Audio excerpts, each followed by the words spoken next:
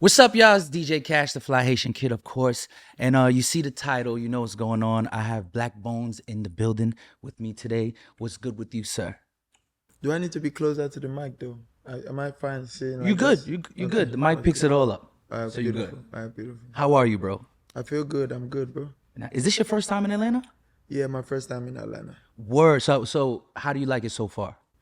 Atlanta is like there's a lot of like Nigerians here and so like it's nice. It's nice. Like there's more Nigerians than in Miami the whole time that I've been to Miami. Right. Yeah.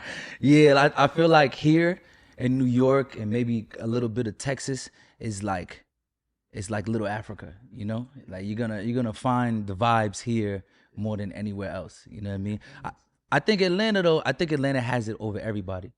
Cause I feel like Atlanta just has like this certain energy that just, I don't know, that just works well with Africans in the diaspora and Caribbeans. I don't know what it is. It's like almost like a New York energy. I don't know what it is, but it fits well. But anyway, welcome. You know what I mean? Have you done anything very Atlanta-ish yet? Like I don't think so. I don't think I've done anything Atlanta-ish. What's Atlanta-ish, please? like okay, a proper Atlanta activity would be the strip club. Oh, I haven't. Why would you mention that since? All right, maybe we could facilitate that for you before you leave. And then the proper Atlanta thing to eat is probably wings in the strip club. I know the two don't necessarily mix, but in Atlanta, they mix in Atlanta.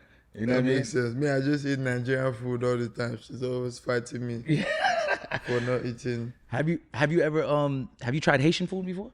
Nope. No? I think it's probably might be the closest to Nigerian food outside of Nigeria. Maybe. We'll find out. I'm gonna hook you up before you leave. I'm gonna hook you up with some Haitian food. I guarantee that you're gonna love it. I guarantee. I guarantee. So like, what bugs me out? Like, what's interesting about like you one of the things that's interesting that I found out is that like you, Asake, Fireboy, like all went to the same school. Yeah. That is insane. Like, what school was this? Hogwarts? Like, you know what I'm saying? That's OAU, man. That's OAU.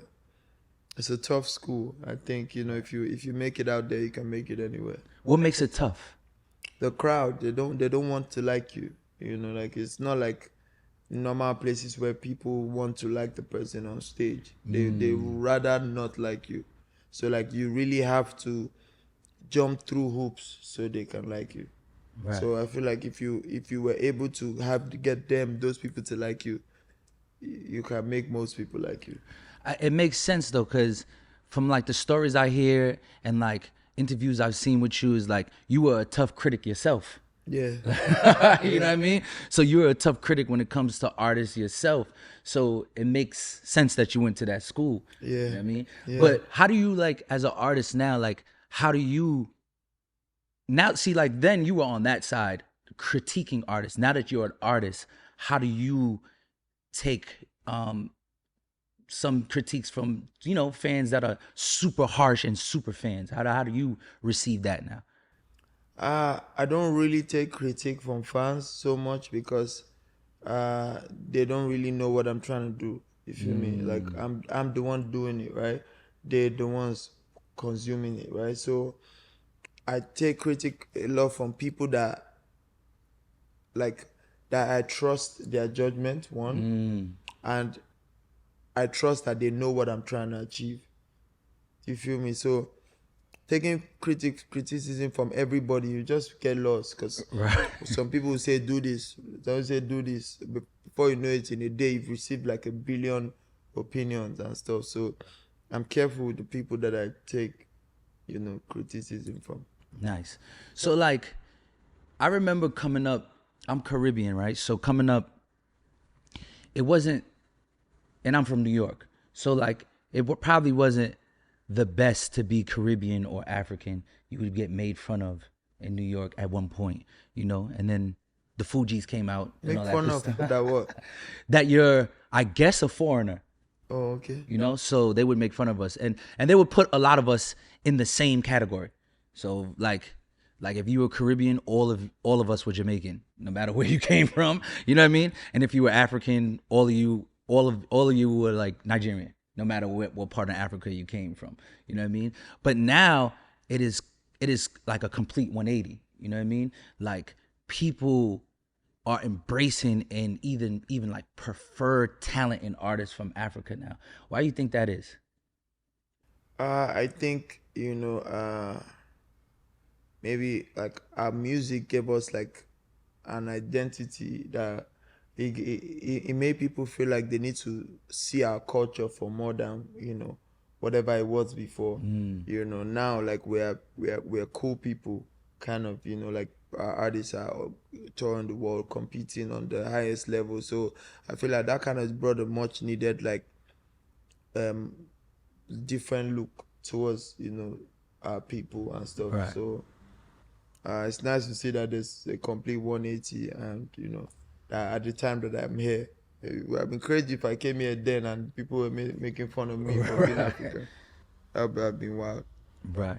So like, cause like now with the emergence of like Amapiano, Afro beats, it's like, I think like Americans or even people from the diaspora, even black people that just want to connect more to the continent, it's like can't get enough.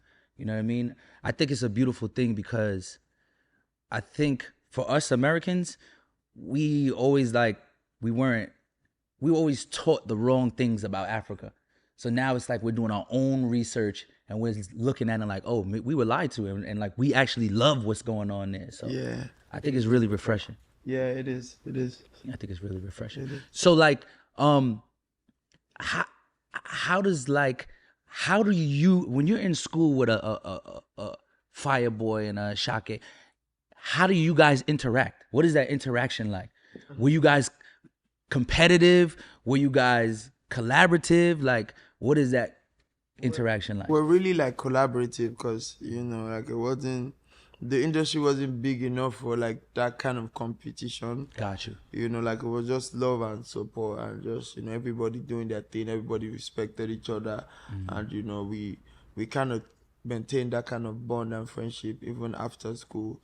So that kind of helped all of us, find what we were looking for, I guess. Right. So you guys are still cool like that to this day? Yeah. Me and Fireboy have a song coming out like really like in like 2 weeks or something. Very dope. Very dope. And this, I know it might sound cliche because it's one of your newer releases, but it's definitely one of my favorite songs. Is the Ice Spice song. Yeah.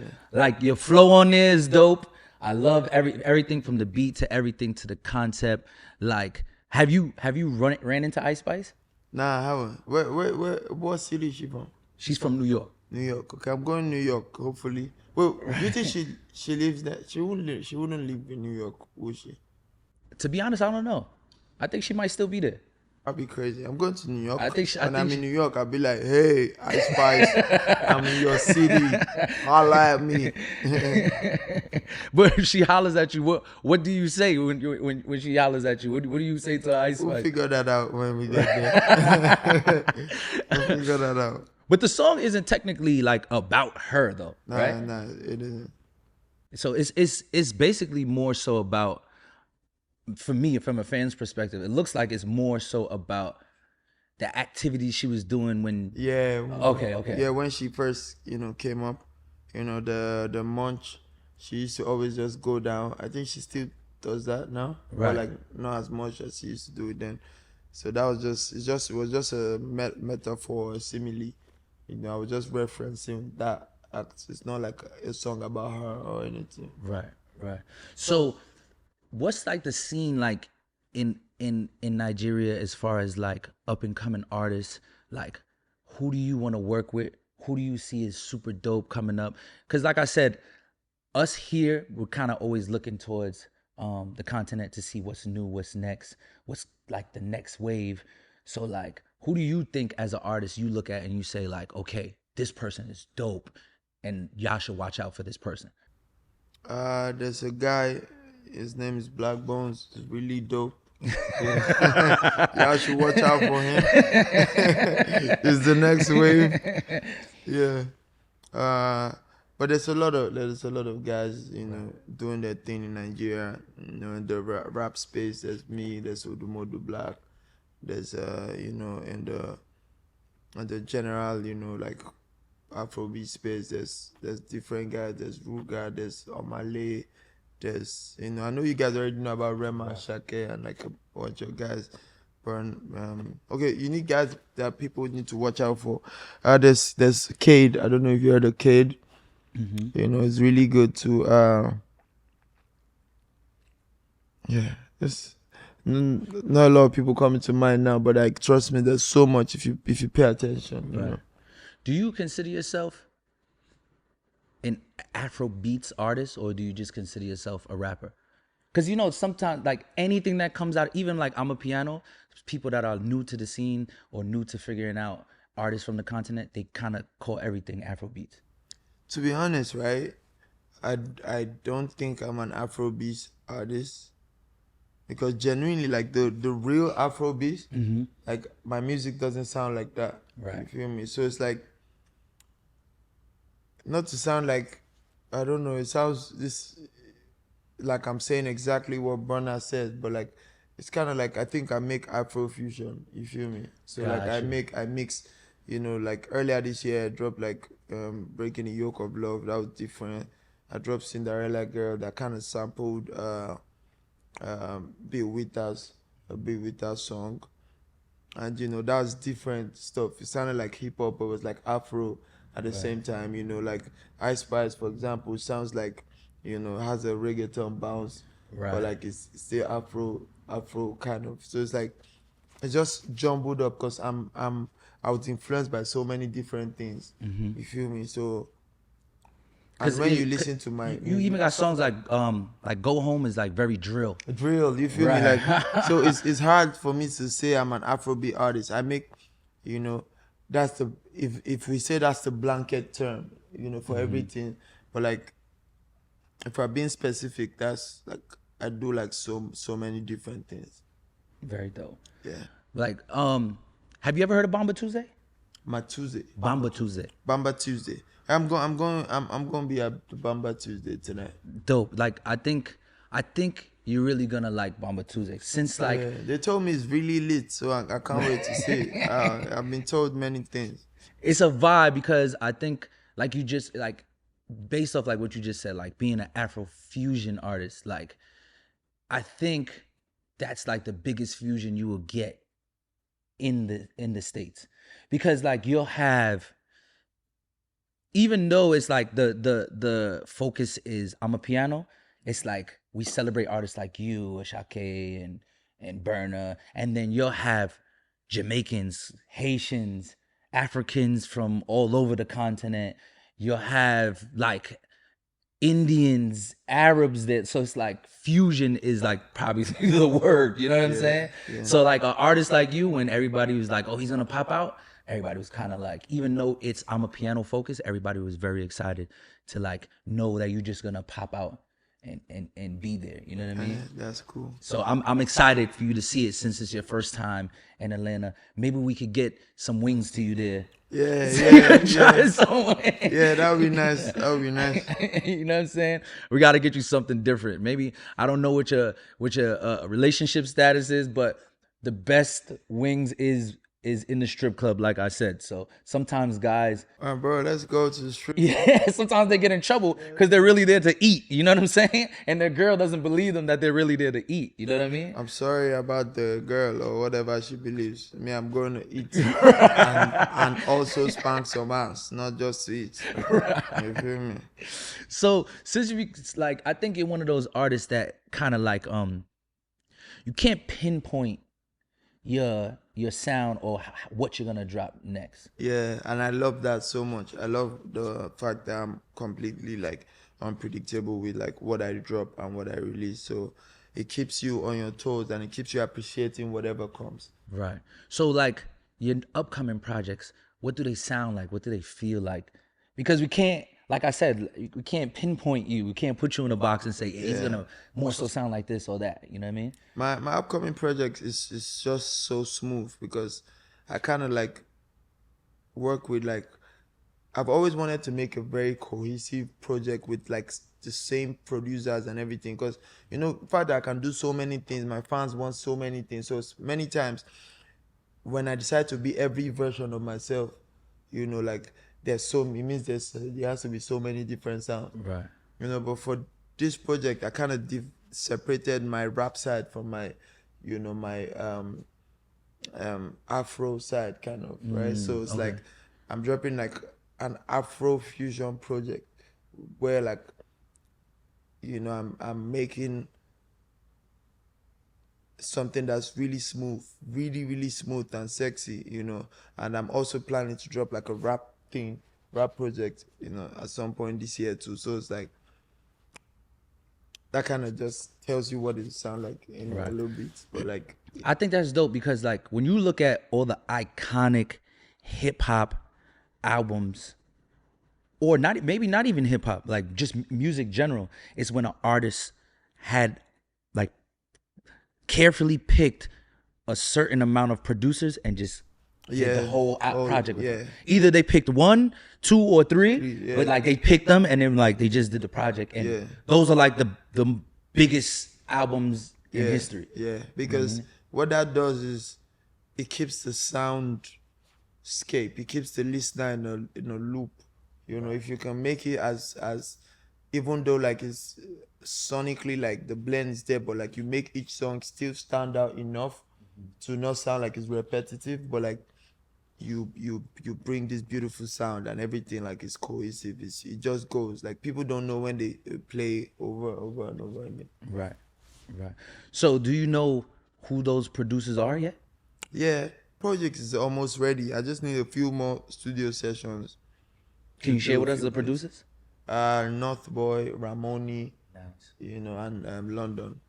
I don't know if you know them, but like I'm sure you find out when you. London was at Bomba last week. Yeah, you know London. Yeah, and he had the time of his life. You should call him and be like, "Yeah, you went to Bomba last week. How was it?" He had the time of his. This guy was having too much fun there. You know what I mean? That's what I intend to do tonight. Too much fun.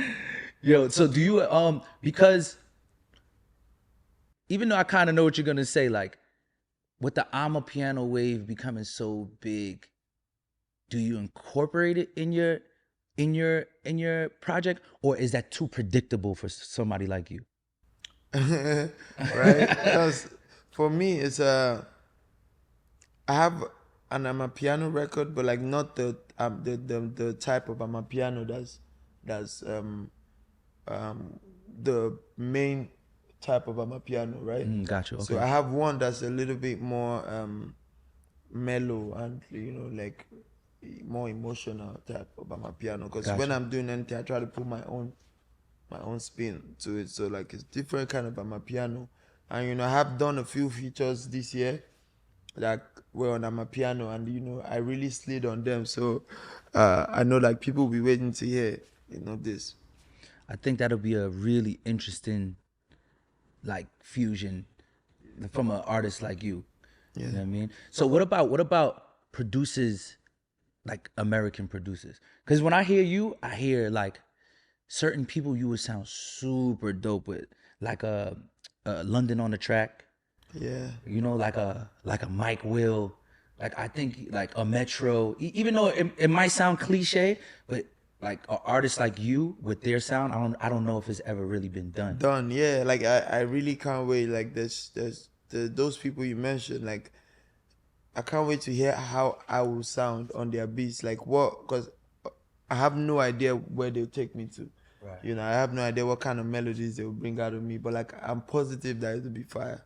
I'm positive that it'll be crazy. Right. So when you do a project like that, do you want to stay in your element in Nigeria, or do you want to get in that Atlanta element and create like that? To be honest, I'm open to like different things. I never try to stay in my element. I try to always, do new things, because I feel like that's the only way to keep rising and staying fresh. Right. So I heard you say like awards and award shows are cool, but I prefer like the Plaques. Yeah. You know what I'm saying? I prefer the Plaques because Yeah, I guess the sentiment is men lie, women lie, numbers don't. You know Yeah, what I mean? exactly. Like award shows can be misleading because you could get all your awards and whatever, and you can't like pull like a real crowd to your thing. Like I'd rather be selling out like mad venues, getting like mad plaques, because that simply means fans love what I'm doing. Award shows are just a bunch of people that think they know music making their own decisions. A lot of people don't know that the fans don't vote on award shows either. Like even the fans don't determine who's nominated in the first place. It's a bunch of people that sit down and say, "This is what we did." Then they'll not ask the fans to vote.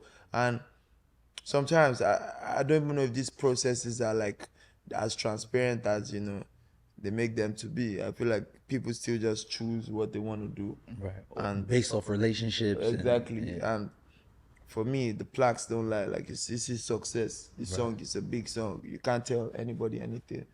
I tell artists this all the time too, because being on radio, artists always say like, "Man, I want to get on the radio. I want to get on the radio." And I always tell them like, your focus should be building a community of fans, not like, because if you build a community of fans, you'll eventually get on the radio. You know what I'm saying? Exactly. The radio has no choice but to play. Yeah. You know what I mean? So that's dope. So like, I always pictured like, so I heard like you directed the Ice Spice video. Yeah, I did. Which is a fire video. Thank you, bro. So is that like another lane for Blaqbonez? Is like, yeah. I directed one video last year, back in uni, and it was nominated for like the video of the year. Nice. This year. And because obviously I can't do it, so why not? Like obviously music takes so much time for me to be able to do that. Will take like a lot of like time figuring out my time and stuff, but like that's something else that I can definitely do. So what does that look like for you? Like, does it mean like, I'm gonna direct all my stuff, or do you go to your friends and be like, "Yo, Asake, your next video, I'm gonna direct it"? Right now, I don't know if I'm gonna direct any more videos right now. What makes me direct videos is when I have the song and the idea comes to me. Gotcha. Listen to the song, then I have to do it. But like otherwise, like there's too much going on. There's too much I have to do. So I rather default to someone else, that I trust to create a great visual while I do like the other things that need to be done. Cause like when I watched that video, I legit was like, "Yo, this shit is fire." You know what I mean? It's very different, and I think that's kind of like a lost art nowadays too. Like I remember growing up, like the video was everything, and people took their time to put the video out. And when a video dropped, it was almost like a movie premiere. Like you and your friends sat around the TV or like to watch that video. You know what I mean? Yeah. So it's dope to see that like it looks like you take time and you take pride in taking like directing and putting your video together, because it looks very like creative. Thank you. Like I feel like how I want videos to be personally, like, or most times how I want my videos to be, I want it to be like a progressing scenery. You feel me? It starts here, it goes here, it goes here, it goes here, it goes here. I don't really like when the whole video, like you see the whole video in the first 10 seconds. Some videos they just show you all these scenes, right? You've basically seen the whole video. You've seen the car scene, you've seen the house scene, you've seen the this scene. Everything's just like I like you watching, and when you hear some lines trigger some particular visuals, and it just keeps progressing like that. So it feels like when you start watching, you need to sit down till you get to the end. That's kind of like how I picture it. How do you feel? How do you feel with like I guess like the diaspora, like really like taking you guys, like your music in, like now, like I feel like you guys are like even way more important than you understand. Like, you know what I mean? Sometimes I feel like I don't think you guys understand. Right? Like, you might be right. how You might be important right. you guys are in this particular time. might I be feel right. like we're at a point now where like the diaspora is realizing they've been lied to, and like you guys are like our real window into Africa. I don't know if that makes sense or not. Yeah. Like we get to see what African, What it can be. You know, right, and what it is, like it is, what you yeah. guys dress like, what you guys talk like, what you guys. It may sound silly, but for us, we've been lied to for so long. It's refreshing now that we can do our own research. So, like, how does it sound like when you see like people in Amsterdam and like, you know, black people in Brazil listening to your music, and like people from New York listening to your, or Atlanta, like just listening to your music? Like, how does that resonate to you? It's beautiful because to go all the way from like far from home, you know, many hours on the plane and come here and see that kind of love is heartwarming, it's welcoming. You know, I was at Tiwa Savage show last night, and you know, that was my first time performing in Atlanta, and you know, the moment I came out, there were screams and everything. It felt like I was back home again. So that feels really good. It gives me the ginger to like keep going, and like this is like a big goal of mine to do, like, you know, world tours at the highest level. I'm not trying to just be known at home. I want to be known everywhere too. So yeah. So like your style is very eclectic, very artistic. Who did you like listen to as a tough as a tough music critic? Who do you listen to and was like when you were younger and were like, yo, this artist is dope? I listen to a lot of artists, like a lot. Like I still listen to like Lovely Wayne, a lot of Kendrick, a lot of Drake, a lot of you know, Biggie and Pac, you know, back then through my mom. My mom used to always play them in the car. So like I listen to so many different songs. So I feel like that's why I used to criticize Nigerian music the way I used to, because I felt like, you know, people were making so much different types of music, and you know, I feel like we're not trying our best at that time, you know. But now the music level, you know, over there is incredibly high. Right. Did you just say your mom used to listen to Biggie and Pac? Yeah, my mom was really like jiggy. She used to listen to a lot of rap music. Word. So who's your mom's favorite artist then? I don't know. I haven't asked, but like I haven't asked, to be honest. I haven't asked who her favorite artist is, but like That's crazy. Like Biggie is always, to me, I don't know why people like, I guess I know why people compare them, but in a sense, there's no real comparison. You know what I mean? Because they're like two completely different artists, if you ask me. So like, I was just always a Biggie fan for nostalgic reasons. Cause I'm from Brooklyn, and he used to talk about things that is like some real Brooklyn shit. And then Pac, I felt on another level because he used to talk about social issues that you're just like, I feel that too. So it's just dope. It's dope to hear that your mom's was. yeah. My mom used to like stuff like that a lot. Dope. Well, I appreciate you coming through. Thank you. Appreciate you stopping for by. having me, bro. We're gonna take you to Bamba. We're gonna take you to Magic City. Yeah. We're gonna take you to get some wings, and I hope the Nigerian food here is up to par. Yeah, so far it's been good. All right, cool. It's been good. So now we got to get you some wings and bring you around some ass. Yeah. You know, before I leave ATL. Yeah. But I appreciate you, bro. Big fan, and thank you for coming through. Thank you, bro. Make sure you like, subscribe, all that good stuff. Blaqbonez in the building. DJ Kash. I'm out.